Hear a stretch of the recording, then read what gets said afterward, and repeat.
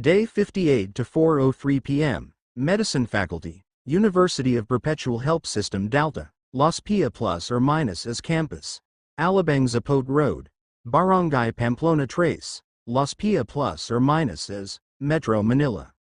Mark together with May, the three little girls, Colleen, and Edsel rushed into the closest building from the parking area. Because they still needed to fake their act, it was only Edsel and Colleen that shot the infected with their guns along the way while Mark and the girls just avoided any confrontation. Nevertheless, even the confrontation with the infected was just an act. Quite a number of the infected along the way had already been controlled by Aphelia that was watching back inside the vehicle.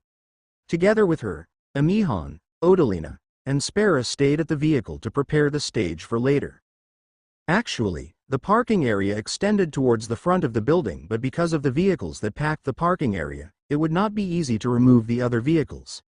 If they were to do so, they would at least secure the building first. The moment they entered the building and they were out of sight of the scout, the cleanup intensified. Blood splashed and bodies littered the floor as Mark's group became a moving meat grinder running inside the building. It was already late. What they needed right now was a place to spend the night, and this building was the best place. The building was large but smaller compared to the other buildings around it, making it easier to clean up and defend. It had 2 floors and the second floor could be set up as a safe camp. Those things aside, this building was not only the closest to the parking area but was built at the very center of the largest part of the university. Because of its location, it would be easier to move anywhere around the university and retreat to this location. The only places that would not be easy to access would be the medical center and buildings at the front of the university that was located about 300 meters away from the medicine faculty. It is kind of disturbing how this building was easily cleaned by 5 people and 3 of them were just cute little girls. Colleen could not help but voice her thoughts seeing the number of dead bodies that littered the floors of the building. After entering the building through the door, there was no much she and Edsel could do. Even though she was a mutator, unless she transformed and was controlled by Carla, her abilities would be limited.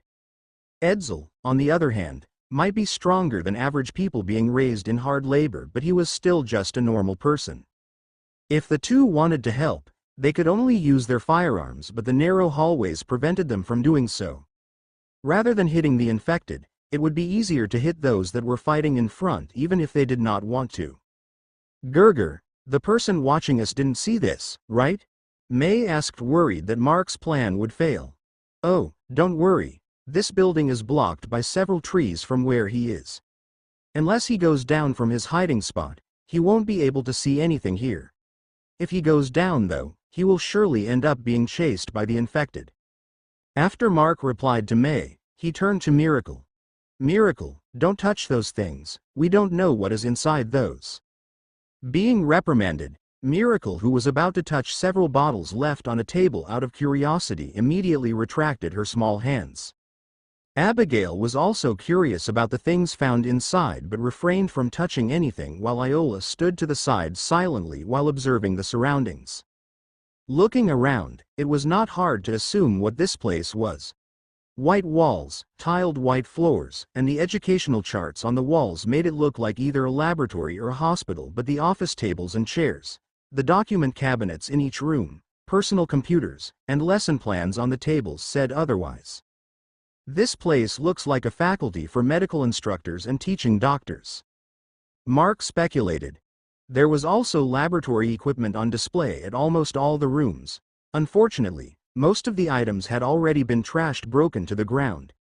Even some of the glass windows on the second floor were broken, making it obvious that a few people tried to escape from the windows. While thinking that, Mark looked through one of the broken windows and stared below. The puddle of dried blood on the cement below surely indicated that the person who jumped through here did not end well. All right. Mark spoke, facing everyone. Let's pick a room and clean up a bit. Just dump the bodies inside one of the rooms on the first floor. As Mark instructed, aside from the little girls, they started to clean the place to spend the night. It was not a thorough cleaning as there was no water to clean the bloodstains on the floor. In the least, they could use the documents on the cabinets to cover the fresh blood under their feet. It took another half hour and they finished preparing the room. They chose a room that could oversee the parking lot. The office desks from different rooms were gathered in the room they chose and were lined up into makeshift beds. Finishing the task in the building, Mark waved his hand out of the window to signal Odalina to do the next part. Receiving the signal, Odalina drove the vehicle once more. This time, she had the goal of pushing away the vehicles that blocked the way. Bam! Bam! Bam! The V-Ram of the Exceed personnel carrier crashed onto the vehicles in front, causing crashing sounds. After being pushed to the side, the abandoned vehicles had their sides scraped or dented, but the Exceed personnel carrier did not even have a single scratch on it. Without much problems, Odalina opened the way towards the front of the medicine faculty. However, her job did not end in that. After pushing the other vehicles to the side, Odalina turned the Exceed personnel carrier to the left, facing the other vehicles. She then rammed the abandoned vehicles towards the fence, not only creating an open space in front of the medicine faculty but also adding another layer of defense around the parking area. After finishing her work, Odalina and Spera walked out of the vehicle while Aphelia and Emihan still stayed inside. "Master, what are we going to do next?" Odalina asked. Mark turned towards the building on the other side of the school field. "Odal, Mayor. And also Spera. It's getting late, so prepare dinner. Colleen and Edsel, we will go to greet our temporary neighbors." "Huh? Why?" While Edsel nodded without a word, Colleen could not help but ask, "Isn't it better if we just avoid contact with them?" "Don't worry, those guys there are different from the ones chasing after us. Also, since they live here, they might know where the blood bank is. That will save us a lot of time searching." "I see. But how are we going there?" she asked once more. The school field was brimming with infected. Anyone would ask that question. "There's a way though." Mark smiled. Leaving the May, Odalina, and Spera together with the three girls back in the medicine faculty, Mark, Colleen, and Edsel made their way towards the large building to the east side of the school. As Mark had said, there was a safer way towards that place, and it was on the roof of the walkway at the southern side of the school field. This covered walkway was not only connected to the building but also extended towards the furthest sides of the school and to the main entrance several hundred meters away from their location. While running on the roof, they were, of course, detected by the infected on the school field. The infected started roaring aggressively as they raised their hands in an attempt to reach the three that was 2 to 4 meters away from them. It was a futile attempt for the infected. Still, both Colleen and Edsel could not help but swallow their saliva seeing how many infected were there at the school field. Even a needle would have a hard time to fall onto the ground. Seeing the expressions of the two, Mark shook his head. If there was no one watching them, he would bring May and the three girls instead, but as they had to keep the act, he chose this arrangement. Not only that he made it look like that he was wary about communicating with the survivors on the other building, but he also made it look like that they never noticed the scout tailing them since they left the supposed non-combatants on the building. "Stop." A male voice was heard when they reached half of the distance they needed to walk on the roof of the walkway. Mark was not surprised by Colleen, and Edsel immediately went on a defensive stance. 3 looked at the flat area of the roof of the building, and there were 6 people there armed with guns and staring warily at them. 3 of the 6 were even pointing the guns at them with a bit of hesitation on their minds. "Colleen, you do the greeting," Mark whispered. "Why me?" "Because of the girl on the roof, look," Mark answered mysteriously. When Colleen turned to the only girl among the 6, she was confused. She could not recognize the person since the girl's face was rather dirty and it seemed that she had not taken a bath for a very long time. However, the way the girl looked at her was full of unbelievable shock, too shocked that she even dropped her pistol without knowing, surprising the others around her. Before anyone could speak another word, the girl on the roof rushed forward. "Lynn, what are you?" A boy that seemed to be the same age as the girl shouted in surprise and tried to grab the girl. Unfortunately, he was late. None of them was able to react as the girl jumped down from the roof of the building to the roof of the walkway.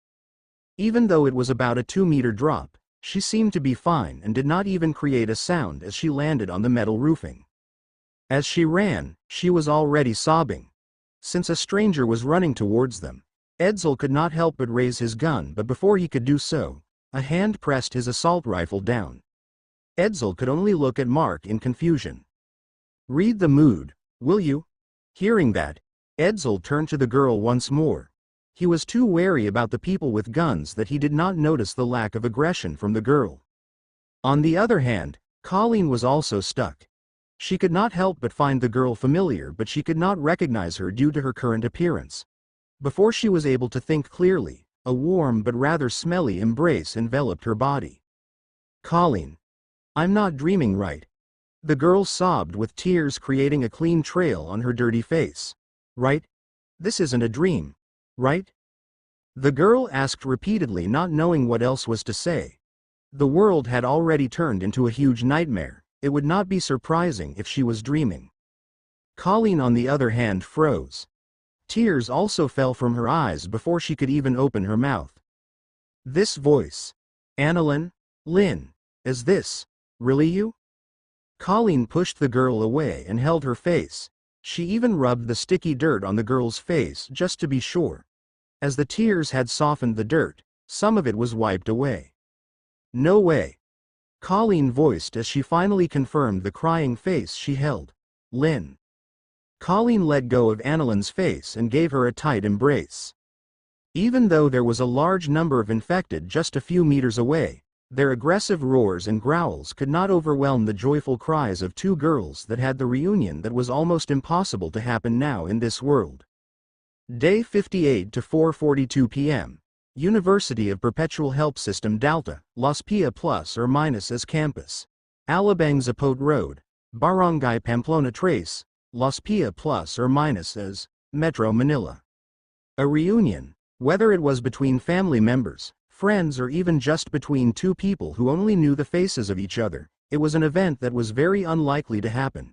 In a world where the infected invaded everything, even just seeing the dead bodies or the walking corpse of their loved ones was already a huge miracle.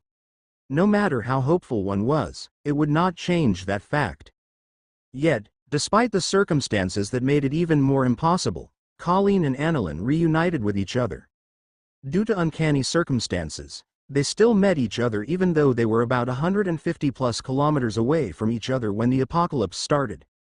A distance and location where the two were enough to be said that they were at the opposite ends of the country. The reunion of Colleen and Annalyn caused the latter's group to lower their hostility for a bit.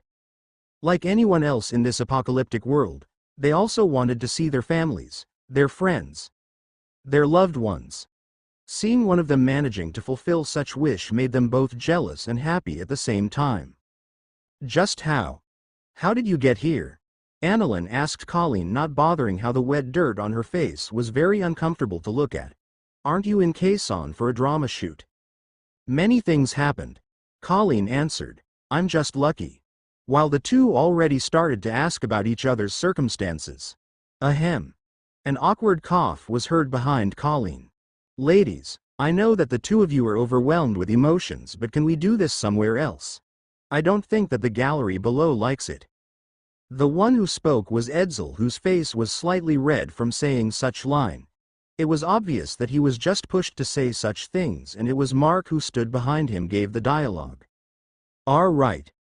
Annalyn spoke embarrassed before looking back at her group, specifically, the man in his 30s at the center of the group. "Sir Edward, can we?" Hearing that, Edward scanned Colleen, Mark, and Edsel for a bit. He sighed. "All right. Invite them." Edward replied to Annalyn before turning, whispering to those around him. "We'll let them in, but don't let your guards down." "There's just 3 of them though," Terrence voiced. "Yes, there are just 3 people. Lynn's friend and that boy that spoke might be fine, but that man behind them is unsettling," Edward whispered. Hearing that made the curious boy turn his head towards Mark just to see the latter staring at him with a mysterious look in his eyes. It was unfortunate that he could not see the smile on Mark's face due to the handkerchief he was using as a mask. That made Terrence immediately withdraw his sight away. Guided by the group, The three entered the building through door at the back of the building leading to the stairs going down to the second floor and first floor. Terence ran off to inform the others inside first about the guests, but of course, it was not to welcome the three but to make their people inside hide and not go out. Inside, Mark, Edsel and Colleen were guided into a certain room. As Mark surmised, this should be the office of the director of the university due to office table at the center of the room and the lavish-looking furniture and decorations inside. There was also the desk plaque that was already placed on the display cabinet instead of the table. This indicated how cautious these people were towards them. They brought the three in a secluded room which would make it easier to make moves if the three gave out any sign of threat. Nevertheless, they only did this with no other intentions but to protect themselves. Without regarding anything else, Colleen and Annalyn immediately went to their world, making the men around rather awkward. "Are women always like this?" Terence voiced out, not minding if the two heard him. "Boy, just let them be. I know you can understand why, right?" The old instructor, Philip, laughed. Now, behind the desk and on the sofa in front of it, Edward and their two male guests sat down. "Let me introduce myself. I'm Edward. You two can say that I'm the leader of this group. Can we ask what are your business here?" Edward spoke in a neutral tone which made it sound not welcoming but also not aggressive. It was to show that while they did not want to fight, they were not a pushover either. Nevertheless, it seemed that he could see through the farce that was going on with Mark's group as he asked that question directly at Mark, although the one sitting closer to him was Edsel. "You can tell that I'm their leader?" Mark asked, even though he already seemed to expect it. "I don't know why you are putting these two in front while pretending to be a follower. It might be hard to notice if there is no contact between us, but as you already see." Edward replied while glancing at Edsel and Colleen, which Mark nodded to, agreeing with what the former said. His plan to fake things was just effective without proper contact. Once contact was established, however, it would show how both Edsel and Colleen were unfit to be the leaders of this group. Still, it was already fine since it was very unlikely for the scout observing tailing behind to establish contact. "All right. I won't beat around the bush." Mark spoke and took off the handkerchief covering his face. "You can call me Mark. The one beside me is Edsel and that one there. I guess you all know who she is. What we are here for is the location of the blood bank." Their goal here made the others inside the room surprised. It would not be strange if they were looking for someone or were searching for supplies. Yet, Mark asked for the location of the blood bank, which no one in this world would surely want. There was only one reason for this surprise. It was because of the time that had already passed after the apocalypse started. Even though most people would not know of it, they knew how long blood could be stored, and it was already past that date. Knowing their surprise, Mark spoke once more. "You all don't need to know why. The blood bank is not important to any of you here, right? I doubt that there will be implications with asking this." Hearing that, Edward nodded. There would not be any implications towards their group, and there was no problem telling them the location of the blood bank. However, "The blood bank?" Annalyn exclaimed and turned to Colleen. "You cannot go there." "What is wrong?" Mark asked. "You might be looking for the blood bank on the campus, right?" Philip spoke. Unfortunately, that blood bank had already been temporarily moved to the medical center after some problems occurred on the main campus building. Some leakage in the freezer, you see. Well, the repair was never done, so the only blood bank here now is in the medical center. Hearing that, Mark sighed. It felt like he was going around on a continuous RPG quest where he needed to go somewhere far after reaching the current goal. Nevertheless, they now knew why Annalyn did not want Colleen to go to a place like that. "Do you know what is the situation in the medical center?" Mark asked once more. That question made everyone droop their shoulders. "The medical center is much worse compared to the school field in front." Edward sighed. It seemed that they went there before and things ended up badly. "The medical center is filled with zombies." Terence spoke. "Also, there are a lot of strange ones than the normal kind there." "A hospital filled with mutated infected." Mark nodded in contemplation. "It's not surprising, I think." He then turned to Edward. "Anyone know where the blood bank there is located?" Draw a map if possible. That's... Everyone was confused. They already said how dangerous it was, and yet, Mark was not perturbed at all. You people don't have to worry about us. Just give us a map of the location of the blood bank and we won't disturb you guys anymore. Also, Mark unstrapped the black-colored katana he had on his back. I'll give this to anyone who can give me the map. You guys have guns, but your melee weapons are shabby. Seeing the deal, everyone's eyes lit up. To entice them further, Mark even unsheathed the sword to show them the black-colored blade. However, not all of them were fully familiar with the location. They could only turn towards the old instructor. All right, I'll draw the map. Philip shook his head with a bitter smile. He was also interested in the sword. Who would not want more assurance in this danger-filled world? As such, Philip drew the map in an unusually detailed way.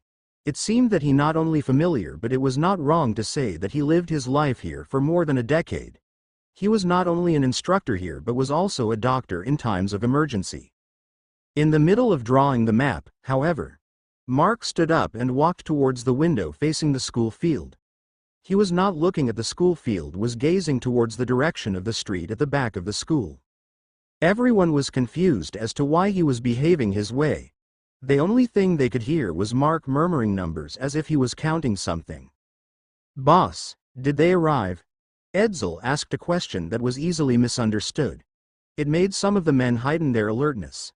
Fortunately, Edward and Philip managed to read Edsel's worried expression, and if Mark's people were really planning something sinister, Edsel would not voice it here. Yep, those idiots arrived. They seemed to be going full force with 96 people in their group. Mark's words made the others realize that what Edsel asked about were not their allies but enemies. Just the number was enough to make them shiver. Unexpectedly, "Do you need any help?" Edward asked. "You want to help even though we are outnumbered and you don't know us at all? You can also blame us since we brought them here in a sense?" Mark asked. To that question, the conduct of criminals is not the victim's fault. Edward replied while biting his lip. Not only him but the others also had unsightly faces hearing his words. They might have experienced something bad that was in line with those words. To those reactions and speech, Mark smiled. You guys are rare kind of people in his world. There, Mark faced them with a sinister smile. You people don't have to do anything. We knew that they are tailing us all this time. If you knew, then... Philip spoke with an unbelieving expression. That's right, I plan to deal with those people here.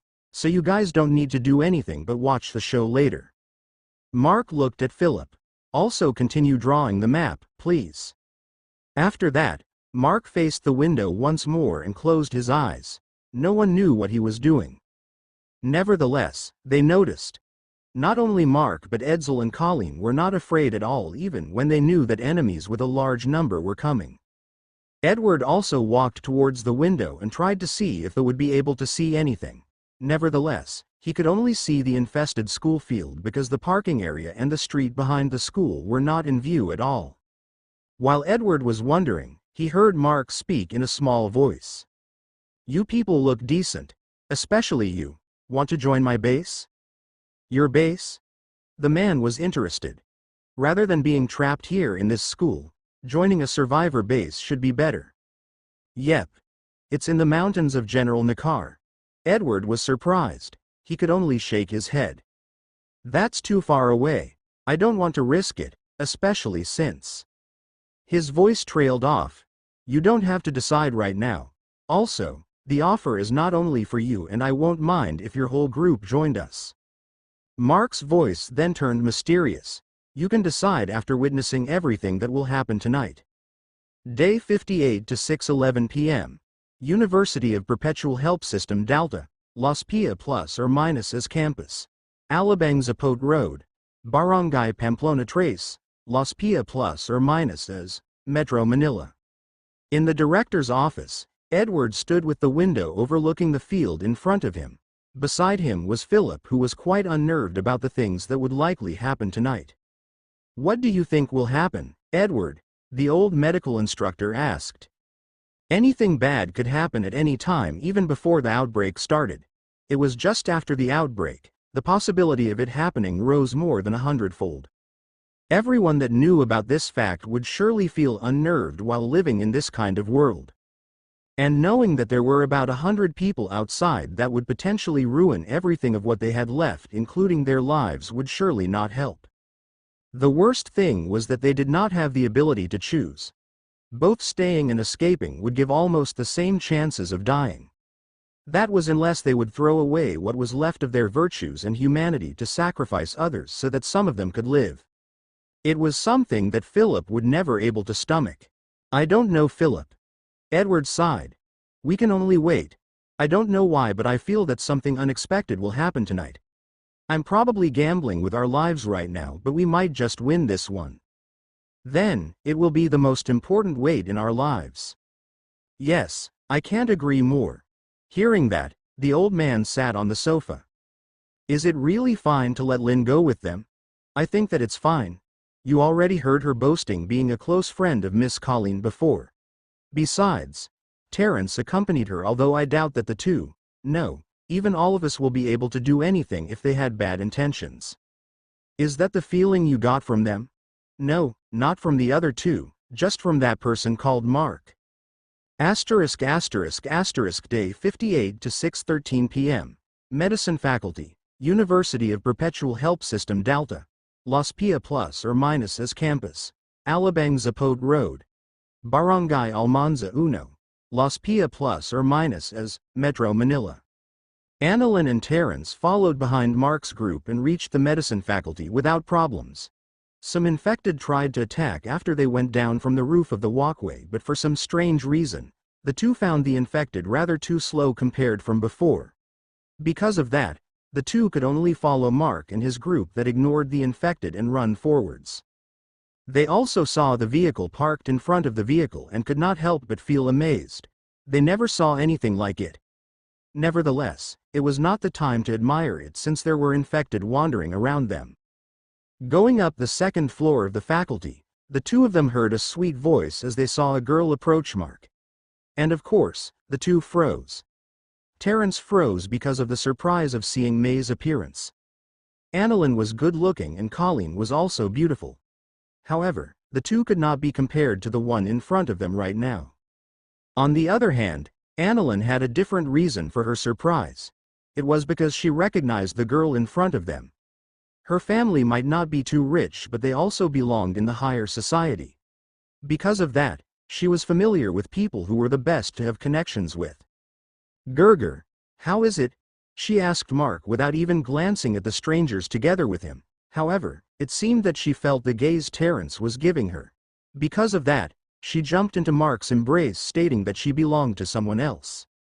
It did not take long before Terence lost sight of her.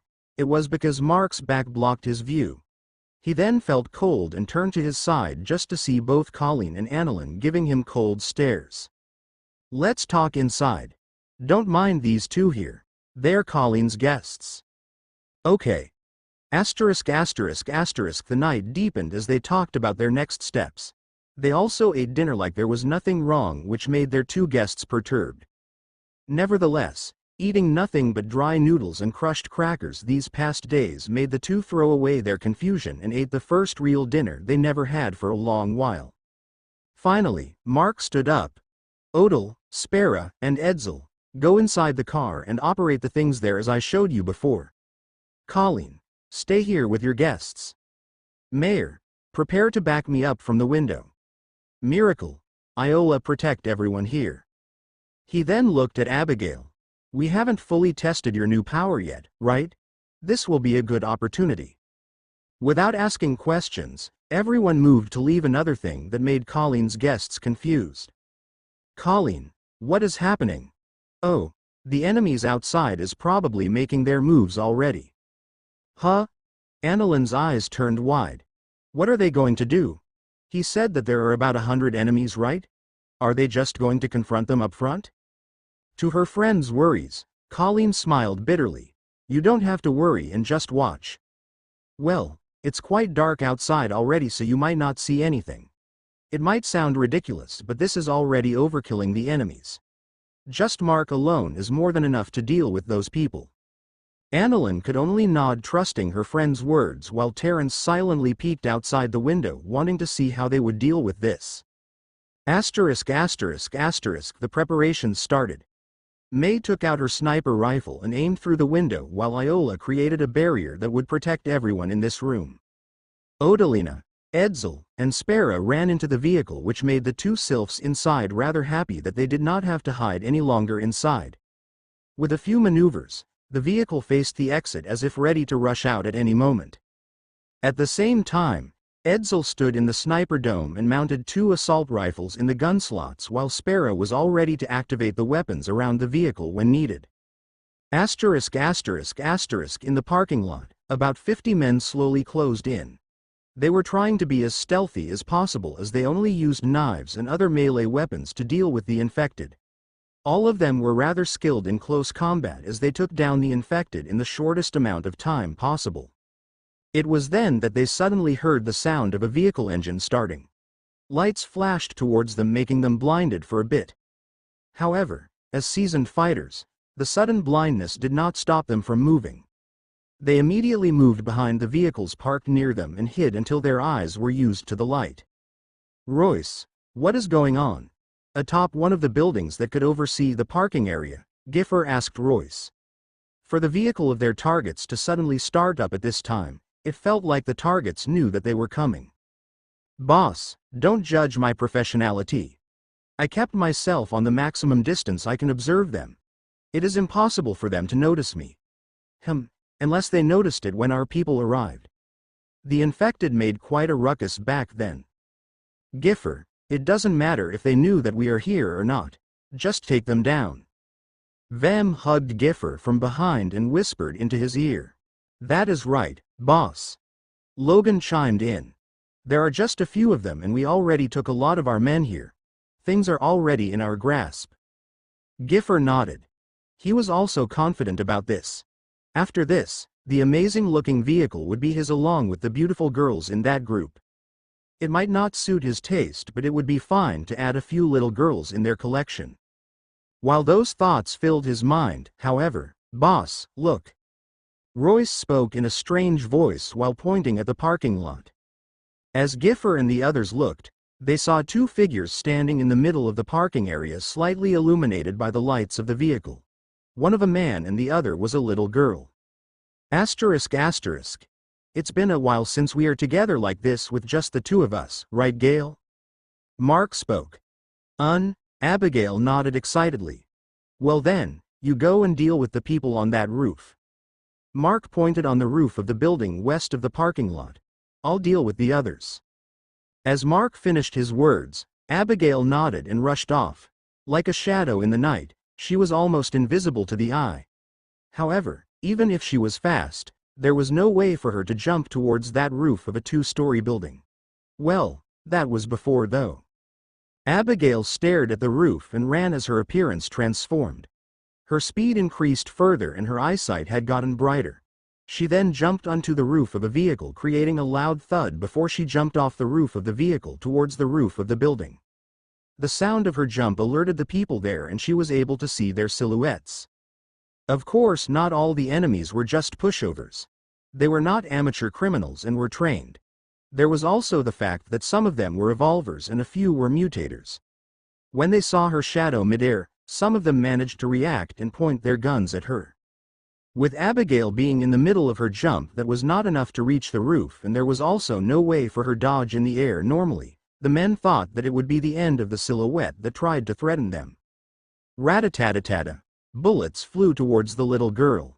But when everyone expected her death, her eyes flashed with a mysterious light. Both her feet kicked the air for some reason. And then, her body blurred as her body moved towards another direction, leaving the bullets with nothing to hit but the cemented ground below.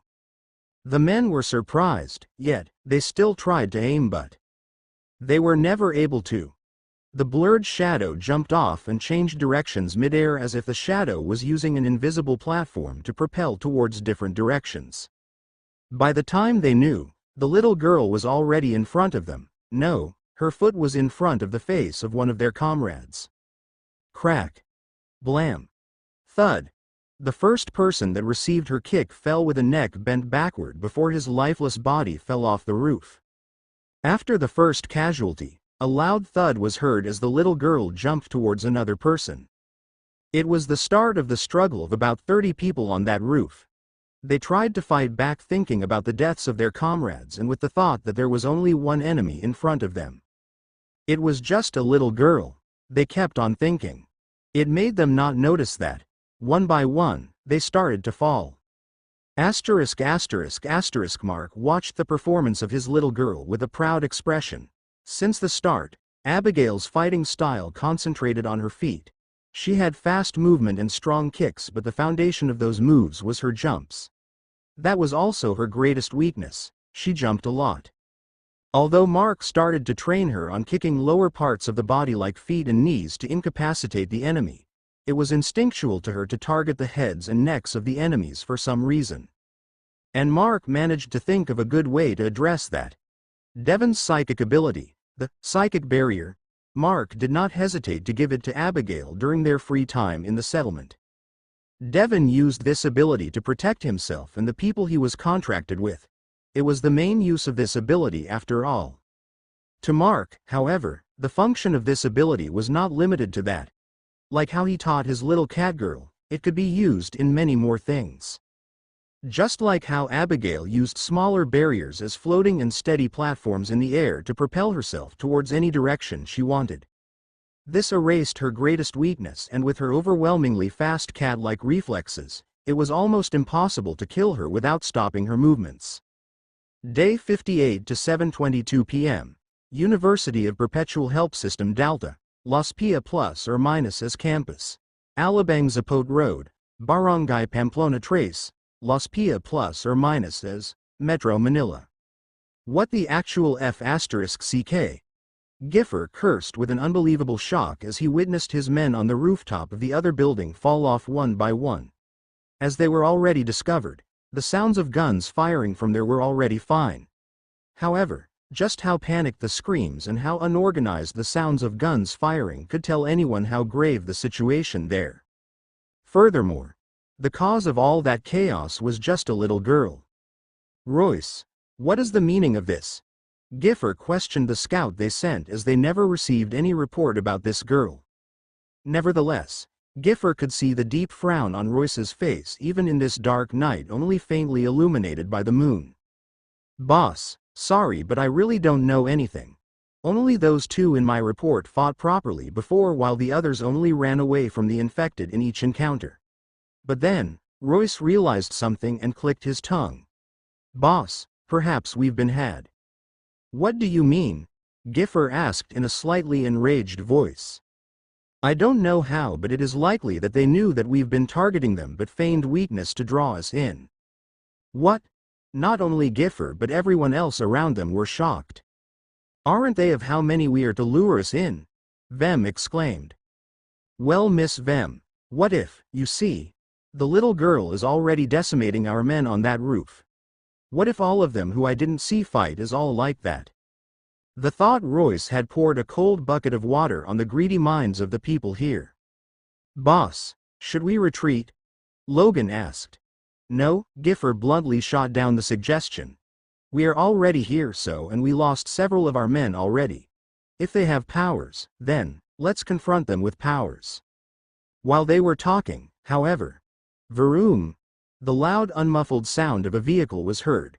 They hurriedly turned their heads below and saw the vehicle they wanted charging towards their men. Bam! A parked vehicle was pushed back, sandwiching several people behind it on another parked vehicle. Some managed to retreat in time, but most of them hiding behind that car were not able to.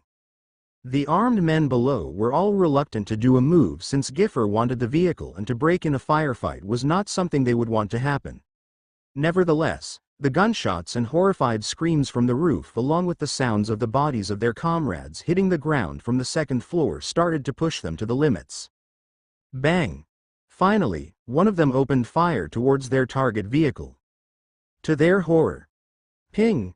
Instead of a crashing sound as the bullet hit the front window of the vehicle, they heard a metallic sound. And the window, it was unscathed. Following the first guy, Bullets rained onto the vehicle, but it remained unscathed. Shoot the wheels. Shoot the way. One managed to think of a rational move, but TSST. A bloody hole was suddenly formed on his forehead as a sniper bullet pierced through his brain. Still, the desperate men heard the man's suggestion. Ignoring the fact the man kicked the bucket, the other men started to aim at the wheels. To their horror, however, the wheel guard and the fender around the wheels of the vehicle lowered down, leaving just less than an inch space between the lowered parts and the ground.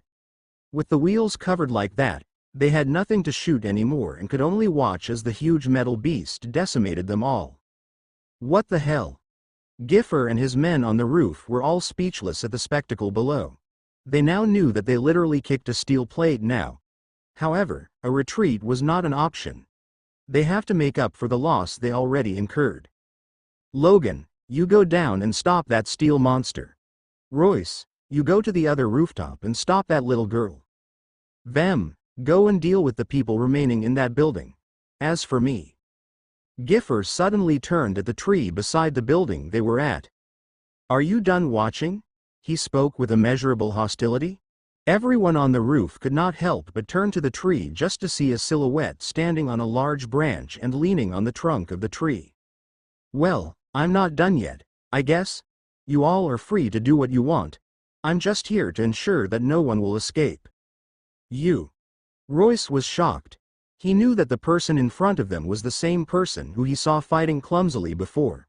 Now, however, it was obvious that this person was the mind behind this mess their group was in. Royce, Logan, Vem. Take the others and do what I told you. I'll confront this man here. Hearing that, everyone else literally jumped down from the roof to the ground, leaving Giffer and a few people to face the enemy in front of them. You made us face a loss here. How are you going to compensate for this? Giffer spoke confidently. Why should I care for your loss? You are the ones who came after us. It's your mistake. You are too greedy for your meager capabilities. That's the issue. You. Giffer was immediately infuriated. He was a greedy person and he had no qualms about being called one. However, what he hated the most was his capabilities and skills being questioned and ridiculed. As Mark already killed the conversation, Giffer roared. His skin painfully cracked open, revealing reddish-orange scales. The irises in his pupils contracted vertically and the pupils changed from dark brown to an eerie yellow color that glowed in the dark. Two bony flaps grew by the side of his skull right in the middle of his temple and forehead. The canine teeth of his mouth grew into 2-inch fangs and his tongue elongated before the tip split into two. As for his body, the nails on his fingers became crooked like claws. His muscles became more buff as his clothes became more fit-looking, and at the lower back of his body, a long scaly tail grew. The transformation of Giffer was not pleasing to the eye as it looked like he was in too much pain. Nevertheless, the outcome was rather intimidating that even his men that stayed with him stepped back just from the dangerous aura he exuded. Finishing his transformation, Giffer looked at the man on the tree, wanting to see his intimidated and fearful reaction. To his total dismay. Are you done? The enemy asked with a bored expression while cleaning his nails. Giffrey's confidence was crushed as it all turned into anger. He slithered. No, he charged forward at a very fast speed as he tried to maul the enemy with his scale-covered fist. Mark jumped off the tree as the ferocious attack came. As the punch from Giffer missed its target, the fist connected with the trunk of the tree he leaned on before. Snap! The trunk of the tree that was as thick as a fully grown man snapped at the impact. Creak! Bam! A loud sound echoed in the parking area as the tree from the midsection fell down to the ground. While in the air, falling, Mark looked at the leader of the Preys, who surely wanted to be the predator. He was not intimidated from the enemy's transformation in any way. However, he was rather surprised by the coincidence. The greedy enemy transformed into a snake man, and snakes was a representation of greed in many cultures. Mark started to think, what if it was not just a coincidence? This thought was quite unnerving. Mark turned towards the other direction. There was also that lustful woman and that gluttonous stout man. What kind of entertainment would these insects give him? He could not wait to see. Bam! Giffer kicked off from the remains of the tree towards Mark, who was still midway his fall. He was even more infuriated to see that his current opponent was not even paying attention. His jump was fast and punch was fast. Unless the enemy could do the same as that little girl or fly, there was no way to dodge it. The enemy really did not jump mid-air or fly. Giffre's punch passed through the opponent's body, however. His attack missed once more, and this time, his charge propelled him further. Of course, there would be no problem for him to land even if he missed, but a heavy kick was felt on his back. The kick was strong that his shoulder pad sunk in. Because of the kick, instead of being able to land properly, Giffer crashed onto a parked vehicle, crushing its roof. On the other hand, Mark used that kick to propel himself back onto the roof. The remaining men there, surprised, shot a volley of bullets towards him. As the bullets were about to hit, Mark lowered his body forwards before he vanished into a puff of black mist. Mark then appeared and flashed behind every one of the men. As he appeared once more at the edge of the roof overlooking Giffer that had a hard time freeing himself from getting stuck on that vehicle, the men behind fell one by one. It was all bloodless kills as Mark only dislocated their cervical spine area, a method commonly used as animal euthanasia. He did not want to waste their blood and spill it outside their bodies. This way, there would not be much waste and they would also not turn into infected by accident. That was also the reason Mark chose Abigail as his companion for this fight, as her killing method was similar and bloodless. Well, most of the time.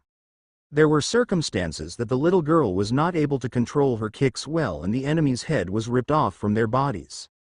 Now, it was time to restrain Giffer. He wanted to see what show the other members of this group of fools would bring him. In the other roof, Abigail continued her rampage. Although most of the men here were already done for, there were still others that were able to resist till now. They seemed to have better instincts and reflexes than the others as they frantically dodged Abigail's attacks. Some of them also started to throw their useless guns aside and tried to restrain the little girl by grasping the timing of her attacks. Unfortunately for them, the moment Abigail was about to get caught, a small invisible force would block their actions, enabling the little girl to kill them easier.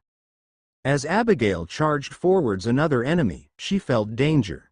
She hurriedly stopped and jumped toward another direction and looked around.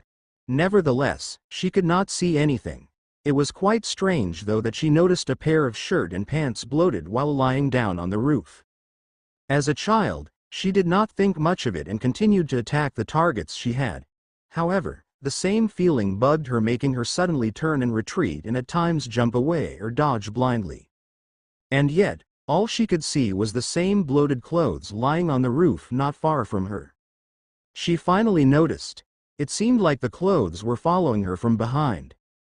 As frustrated as a child could be, she ferociously kicked down on the clothes. A hole was even created on the roof because of her kick. Yet, the kick missed what she wanted to hit. Comedically, she saw the bloated clothes float while running away. Finally, she saw a figure emerge from those clothes as the color of the roof was different from the color of the surroundings. Tisk. Even kids are hard to fool these days. Royce voiced out as he looked at the little girl with annoyance on his eyes. Day 58 to 7:28 p.m. University of Perpetual Help System Delta, Las Pia plus or minus as campus. Alabang Zapote Road, Barangay Pamplona Trace, Las Pia plus or minus as Metro Manila.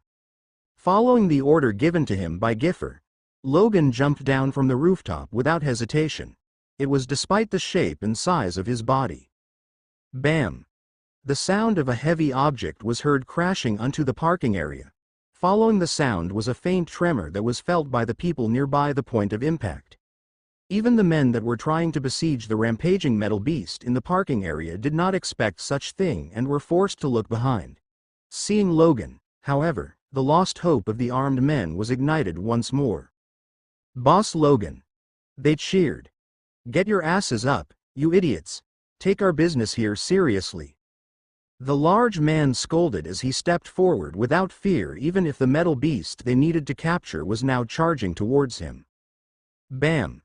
A collision between Logan and the Exceed personnel carrier. Unexpectedly, it ended up in a stalemate.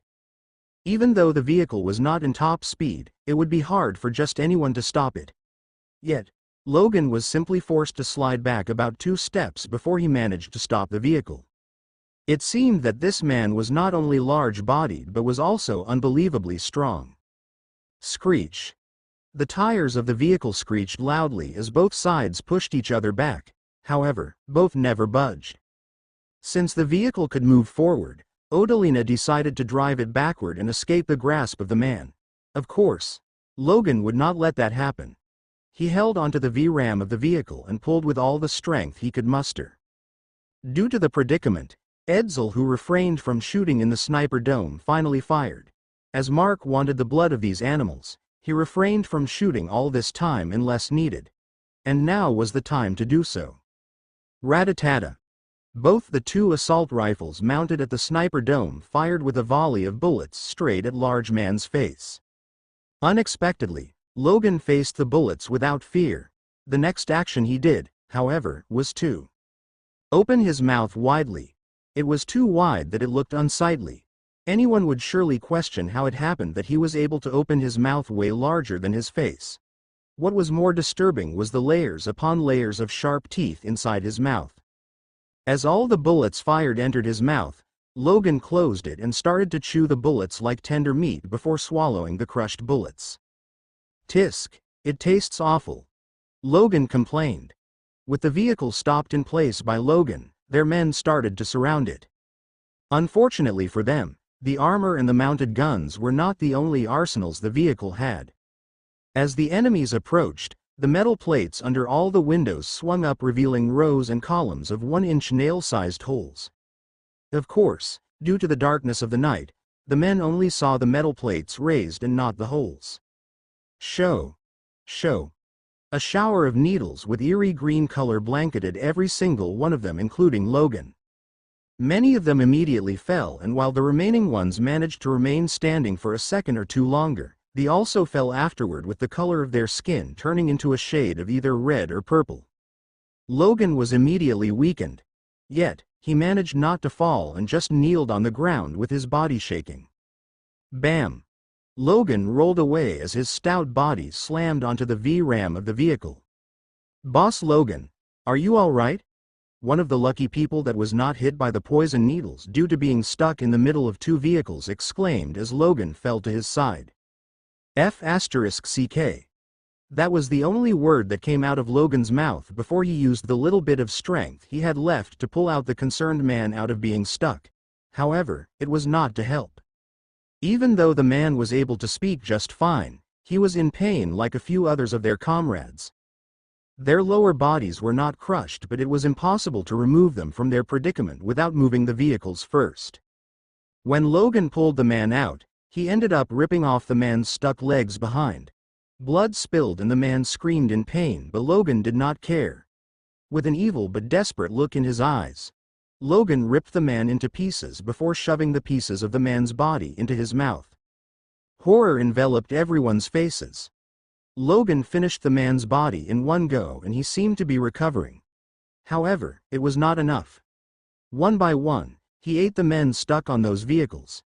He did not even spare their ripped legs as he pushed the vehicle away just to pick up the remaining pieces and shove all of them onto his mouth. The monster fully recovered and any sign of him being poisoned vanished. Of course, he did not have any notion to blindly charge forward once more. He managed to recover his body, but it did not mean that he gained immunity to that poison. Logan's ability was to be able to turn anything and everything that entered his digestive system into nutrients for his body. The effects on his body varied. Some effects were permanent while others were temporary.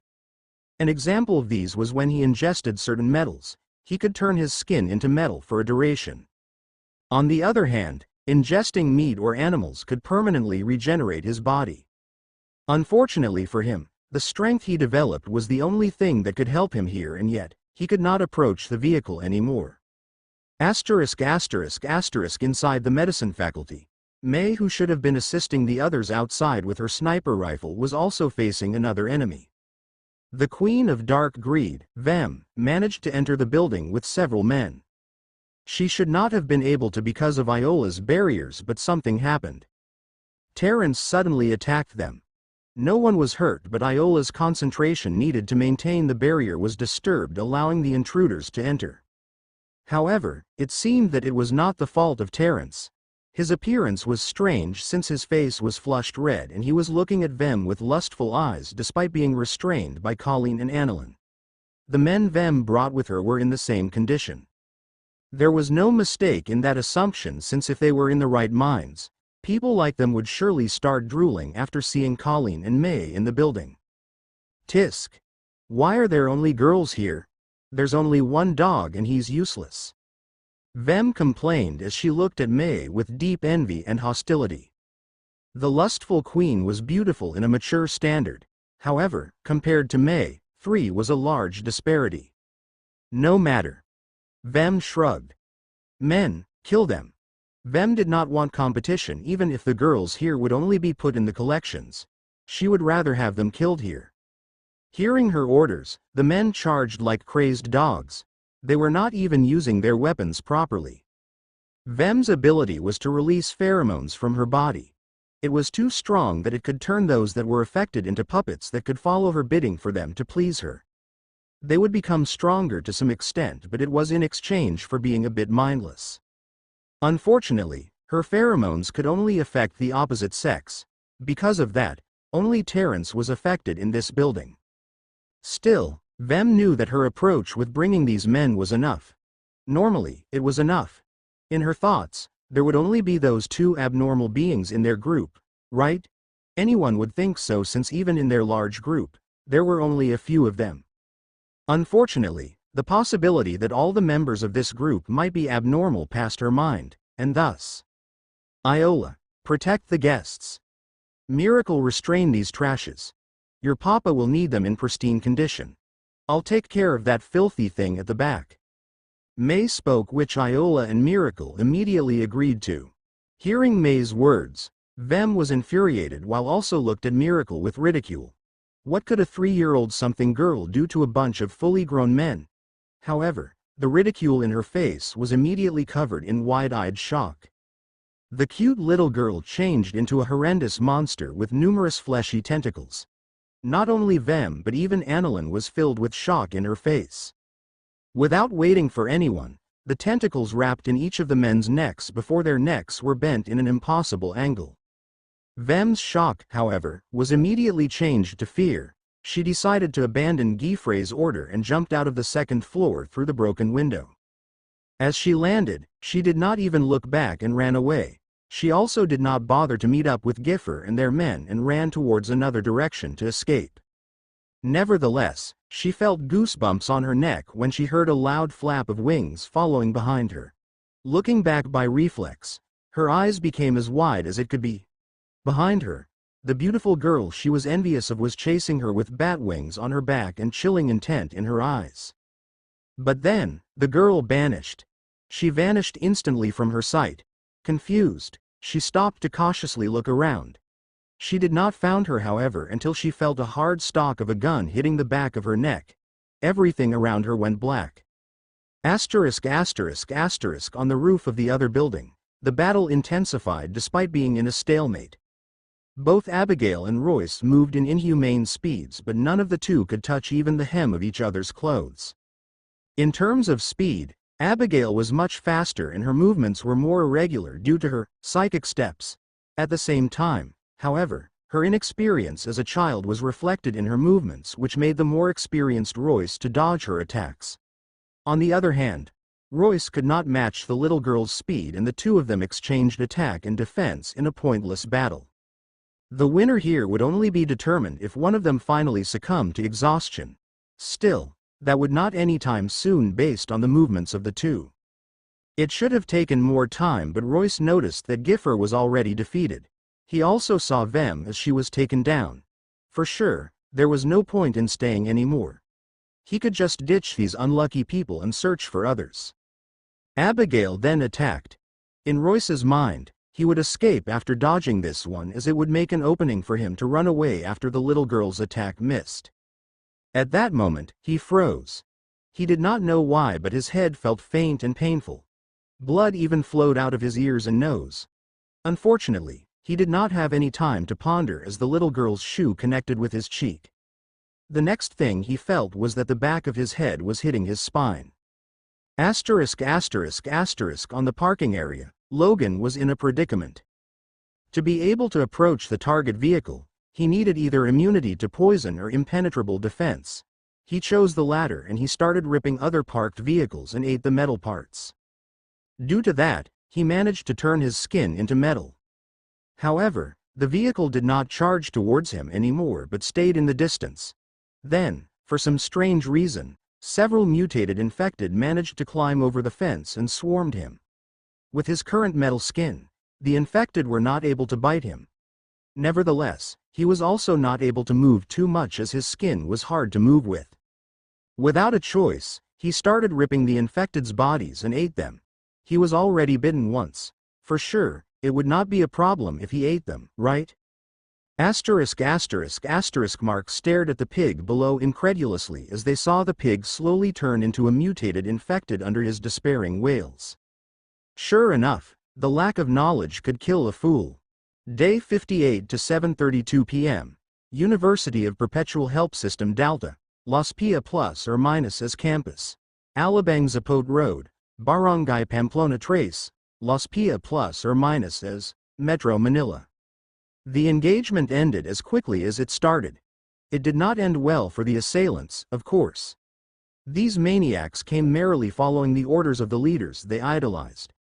Led by their powerful rulers, they never did anticipate this outcome. They never thought that they would lose this miserably.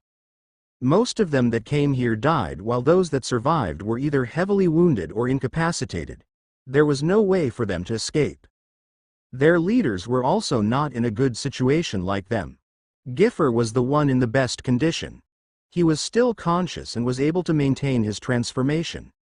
However, metal restraints bound his body tightly. The metal restraints disabled him of any actions. All he could do right now was to wiggle his fingers and turn his head. Their queen, Vem, was already restrained despite being unconscious. After not being handled well, bruises covered her supple and lovely skin. There was nothing much to say about Royce. With how dislocated his head was from his body, anyone that would think that he was still alive should have their head checked up. As for the last one, the stout and tall-bodied Logan, he was nothing but a mutated infected now. Mark started to retrieve everything that could still be of use from the enemies. It did not only include their vehicles and things. They even included the lifeless bodies that littered the area. No one else would do such action aside from his group. The method of collecting the bodies, however, shocked those that saw it. Anyone would surely feel the same after seeing the few mutated infected in the parking area diligently placing the dead bodies in one area. Although they were stumbling and even fell to the ground as they walked, it did not stop them from moving. These infected never looked at the restrained prisoners and continuously focused on their work. Nevertheless, such sight made the prisoners shiver. Sure enough, what they targeted this time was not prey but a bunch of predatorial monsters. They did not only have monstrous abilities and skills but could also command the infected. Unfortunately, no matter how they regretted, they could not go back to the past few hours. The time they still could choose to stop. Then, the survivors saw the girls that they heard about from the report Royce made earlier. Despite the darkness of the night, they could tell that Royce did not exaggerate his description of them. The report was lacking instead. C King pity. Giffer cursed under his breath as he gazed at the women in front of him lustfully. Especially the one who was holding a sniper rifle. She looked like a goddess. Vem was nothing compared to her. If they succeeded in this, they could play with these women until they died. That would only happen in their dreams, however. As he thought that, he felt a chill on his back. He turned his head and saw Mark. The man was staring at him with killing intent with eyes glowing red that made it more unnerving. However, there was nothing for him to fear anymore. There was no way for him to be left alive after being captured. As such, he continued to stare like that at the women without reserve. In the least, He could do something satisfying in the last moments of his life. Bad move. He suddenly heard a chilling voice beside him. Giffer tried to look, but before he was able to, his sight turned red. His eyes were still intact, but blood filled his tear ducts. The trail of red blood poured out of his eyes. At the same time, his nose and ears were bleeding. Excruciating pain in his head followed after making him unable to do anything but scream. What made it worse was that his restraints disabled him from pressing his hands on his head. "Can't we just kill this guy?" Colleen spoke. His obscene stares also infuriated her despite how careless she was in terms of these things. "I'll leave him for last. Let's see if he can still behave the same way after watching how his men will die before him." Mark replied with a sinister look in his eyes. At the side, Annalyn watched the scene before her with different emotions. Shock, fear, amazement, and anticipation. Those different kinds of emotions circulated in her heart and mind, spinning like a washing machine cleaning a mix of different clothes. Still, she could not fathom how the infected they feared too much was moving like laborers for this group. Another thing she was amazed about was the appearance of the vehicle in front of them. But those were not the only surprises that were in store for her. As everything was ready, the harvesting ensued. The infected segregated a few of the dead bodies for some reason. The doors of the Exceed personnel carrier opened. However, not just Odalina, Spera, and Edsel got out of the vehicle. Together with the three were two sylphs and several slime-looking creatures of different colors bouncing out of the door. As if they already knew what to do, the blood children moved towards the pile of corpses designated to them. Each of them let out tentacles which they pierced unto the dead bodies. The bodies then started to dry up as the bodies of the blood children inflated. It did not take too long. The piles of dead bodies in front of them became nothing but dried up corpses. And what happened were all witnessed by the squealing captured enemies. Of course, it was the right reaction. They just saw what they would end up later, after all. As the blood children finished, Odalina opened the compartment behind the vehicle. There, the production happened. One by one, the blood children shaped metal ingots from their bodies piled up neatly inside the compartment. On the other hand, Mark went to another pile of dead bodies together with May and the little girls. They placed this pile in a different area far from the eyes of the others, especially the people in the building on the other side of the school field and also away from Colleen's guest. In this pile of bodies included Royce that Abigail killed with a bit of assistance from her papa. There were only 8 bodies here in this pile. With Royce, however, the other dead bodies only had minor mutations as mutators. There was also Vem, Giffer, and the already infected Logan, which were all not here. Mark had different plans for them. Giffer was to die last witnessing the death of his men, brought by his greed. On the other hand, it would be easier to get information from Vem. Although Mark did not want to storm the base of these guys, he would not hesitate to do so if they had valuable things there. As for Logan, Mark turned his head towards the guy. "Aphelia, keep that guy on a leash, all right?" Mark yelled out before proceeding to take away the abilities from the dead bodies of the mutators in front of him. Logan's ability was not that useful in Mark's view. The adaptability of that mutator ability was great, especially toward emergencies. To use the ability, however, it required catalysts to carry everywhere, and for the most part, it required a broken mental state like Logan's to be able to eat anything and just anything. The ability had gone well with Logan's mental trait as a mutator, but after someone inherited the ability, the trait would be different. There were similar traits on mutators, but what trait would pop out was still unpredictable. That was why Logan's ability was better if the infected man kept it. They already lost the alpha, this guy could just become the replacement. With Aphelia's control, they could turn this guy into a moving shield after feeding it metal. It could also have other things it could be useful for after feeding it something. The most important thing, however, Mark finally found a way to secure garbage disposal. Like Bay City, his base would surely face the same problem. While there were no infected around his base to suddenly mutate, improper disposal of garbage might lure mutated insects near. Why not feed the garbage to this guy? Mark felt funny with the thought of that. Still, the way Logan turned into a mutated infected felt comedic. Anyone could say that after witnessing what happened. Mark also felt the same. Well, if he did not include what he felt at that time. In terms of strength and ability, Logan was confident that he could contend with the vehicle. However, the sudden disadvantage and the possible death, along with the pain the poison brought, pushed his unstable mentality into collapse. His trait as a mutator, gluttony, kicked in uncontrollably. Before Logan turned into a mutator, he was surely in pain. However, there was nothing Mark could feel from the guy but absolute hunger. When Logan turned into a mutator, Aphelia immediately put him into control like the other infected in the parking area. If not and he continued eating, who knows what Logan would mutate into.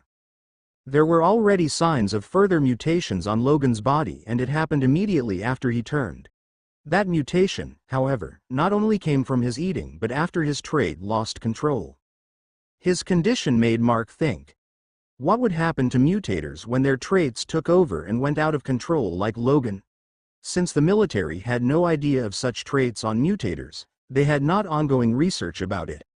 There was also no mentions of such things in the research papers given to him.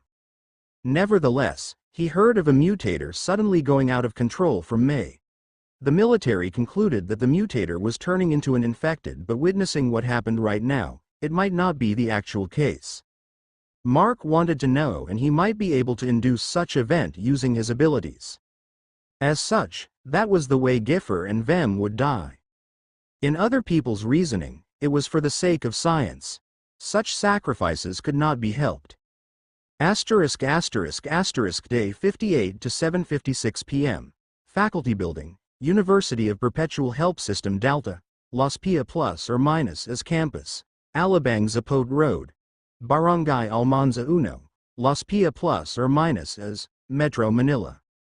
Bright light ensured behind the building as Mark took the abilities of the mutators at the same time.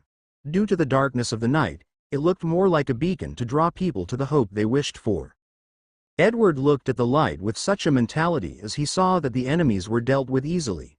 He remembered the invitation Mark told him. An invitation that held no ill will and did not force them to agree. Yet, the event that had just ended would make them think nothing but to agree. He felt quite complicated, however, it was for the sake of his group, especially Emmy. She did not deserve what happened to her. She did not deserve staying in this forsaken place. Have you decided, Edward? Philip, who stood beside him, asked. Yes, Philip. Edward nodded. I want to see a better future. Not only for me but Emmy, for everyone. We'll take this one last gamble. Then, I'll tell everyone. Philip laughed. Everyone here is ready for your decision. You just have to say it.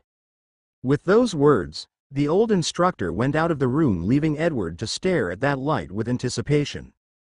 In the room where Edward stayed in, Emmy opened her eyes. Her eyes were blank and her face had no emotion. Leaving the comfort of the bed, she walked towards the window and stared at the light. On that blank expression on her face, a smile was formed. Day 59 to 12:22 a.m. University of Perpetual Help System Delta, Las Pia plus or minus as campus, Alabang Zapote Road, Barangay Pamplona Trace, Las Pia plus or minus as Metro Manila. The day of the attack passed already by midnight.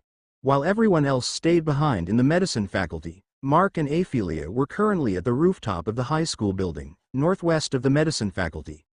The two, of course, brought the two remaining members Dark Greed, Giffer and Vem.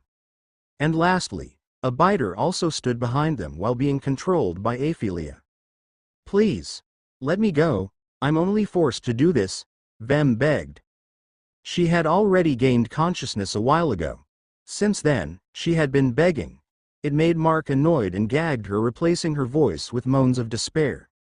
As Mark removed the cloth that blocked her mouth, she desperately pleaded once more. However, I already told you before, there's no point in you begging. Mark tried to shut her down to the nth time. Vem cried. She was not lying. While it was true that she was a lustful SLT even before the outbreak, she did not want to be a part of a group like Dark Greed. However, to survive in this cruel and dangerous world, she had to use anything she could. It was even if she had to sell her body and dignity. She just did not want to end up like those women put in the collection of Dark Greed. Dolls without a will and to be used until they broke. Using her ability as a mutator, she climbed up and became the queen of that greedy group. She had to feed Giffer lies after lies while under the influence of her ability to keep her by his side. Everything she did had gone down the drain. While she was gagged and restrained, she tried to use her ability towards the man in front of her. To her horror and disappointment, it was useless for some reason she could not fathom. And worse, it seemed that he noticed what she was doing. He turned to stare at her with ridicule after she tried that time. Nevertheless, she could only continue to try and beg for her life. On the other hand, Giffer was oddly silent. His mentality was already half broken. Not only was that Mark made him watch his men as they dried up and died while hearing their painful despairing screams, but he also put him under continuous emotion induction, filling his mind with fear and horror. With all his energy drained and mind not working properly, Giffer could only look down on the floor without moving. Ophelia, we're starting. Mark spoke, which the royal maid nodded to. Ophelia already heard what Mark was going to do and why he came to this idea. She agreed with his thoughts immediately. What had happened to Logan might not be just a one-time thing. Since many people in his group were mutators, it was better to understand the situation as early as possible. With that, Mark started the experiment without saying a single word. The first to go under the experiment was Vem.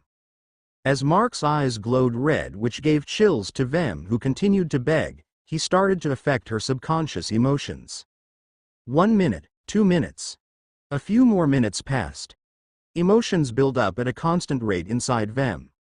Logan before was suddenly filled with hunger due to his gluttonous trait. On the other hand, Vem started to show a different state. Her skin was flushed red, with the worst being her face. She looked like a drunk woman. She was shivering severely, and for the worst part. Ah! Vem moaned.